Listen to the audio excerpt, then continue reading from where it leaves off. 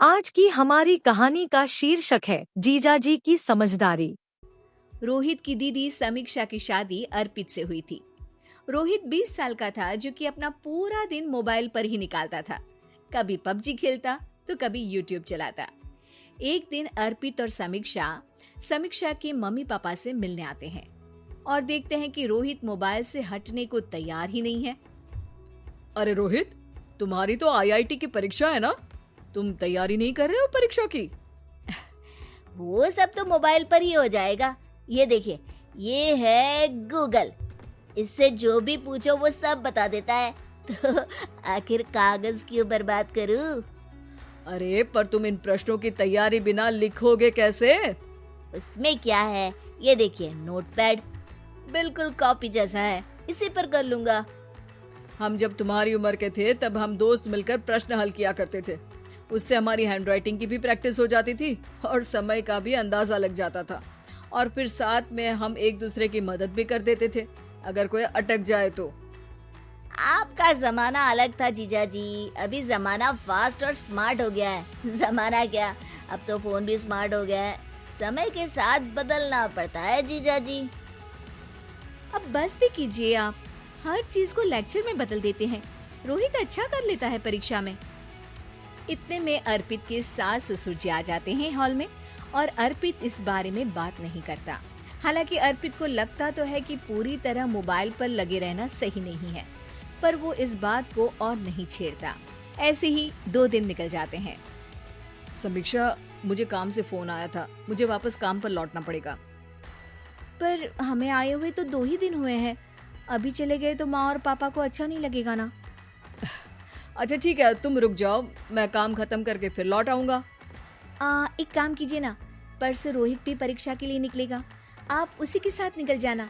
दोनों वैसे भी बात नहीं करते, साथ में जाएंगे तो हो सकता है आप लोग आपस में बातचीत भी करने लग जाओ। ठीक है, मैं काम को 2 दिन टाल सकता हूँ। उसी रात जब सब खाना खाने बैठे थे तो अर्पित अपने जाने की खबर बाकी लोगों को बताता है। मुझे काम के लिए वापस जाना होगा। अरे बेटा, पर अभी तो तुम आए हो, इतनी जल्दी चले जाओगे? नहीं माँ जी, समीक्षा यहीं रहेगी और मैं जल्दी काम खत्म करके वापस आ जाऊंगा। ठीक है, काम भी जरूरी है। वैसे कब निकलोगे बेटा? 2 दिन में। मैंने सुना है कि उस दिन रोहित को भी परीक्षा के लिए जाना है, तो कल मैं दोनों की टिकट करा लेता हूँ बुक। मेरी टिकट रहने दीजिए जीजा जी, मैं तो फोन से ही करवा लूंगा। हाँ, पर कोई दिक्कत हो गई तो? अरे कोई दिक्कत नहीं होती जीजा जी, फोन सब कर सकता है। हमारे फोन के रिचार्ज से लेकर टीवी का रिचार्ज सब रोहित यही फोन से बैठे बैठे कर देता है। अब ये नई चीज तो हमारे समझ के परे है, पर अच्छा है कि रोहित जानता है। हमारी मेहनत इतनी कम हो गई भाई। हाँ, पर अगर टिकट नहीं मिली तो? अर्पित की बात पूरी होने से पहले ही बिजली चली जाती है। अरे ये क्या हो गया, आपने बिजली का बिल भर तो दिया था ना? अरे नहीं, मैं तो भूल गया था। अरे टेंशन मत लो माँ। देखा जीजा जी, आप बिजली का बिल भी भर सकते हो, समय बदल गया है। एक बार फिर अर्पित इस बात पर बहस नहीं करता। अगले दिन जाकर अपनी टिकट करवाता है और पैकिंग कर रहा होता है जब शाम को अचानक से रोहित के चिल्लाने की आवाज आती है। नहीं, प्लीज प्लीज हो जा, ऐसा मत कर यार, प्लीज हो जा। अरे क्या हो गया रोहित? दीदी, सर्वर हैंग हो गया, मेरी टिकट नहीं हो पाई दीदी। क्या मतलब टिकट नहीं हो पाई? इतने में वहाँ रोहित के मम्मी और पापा भी आ जाते हैं। अरे क्या हो गया? माँ, मेरा टिकट नहीं हो पाया, सर्वर डाउन हो गया। अरे पर तूने तो बोला था कि हो जाएगा। हो जाता है, पर अब क्या करूँ, ये क्या हो गया? अब कल की तो कोई बस भी नहीं है, ना ही अब टिकट मिलेगी ट्रेन की कल के लिए। मुझे तो कोई रास्ता नहीं दिख रहा।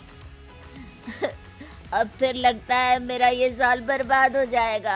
घर पर एकदम से दुख का माहौल छा जाता है और सब रोहित को डांटते हैं, पर इतने में अर्पित वहां आ जाता है। आप सब रोहित को क्यों डांट रहे हैं? आपने ही तो उसे बढ़ावा दिया था ना। लेकिन इसकी लापरवाही के कारण इसकी परीक्षा छूट जाएगी। इसने तो हमसे कहा था कि टिकट हो जाएंगे। हे भगवान, अब क्या होगा? चिंता करने की कोई बात नहीं है। मैंने एक एक्स्ट्रा टिकट करवा ली थी। मैं समझता हूँ कि मोबाइल हमारा ही काम आसान करने के लिए है, पर उस पर ही पूरी तरह से निर्भर होना तो गलत बात है ना। रोहित टिकट को देखकर बहुत खुश हो जाता है और जोर से जाकर अपने जीजाजी के गले लग जाता है।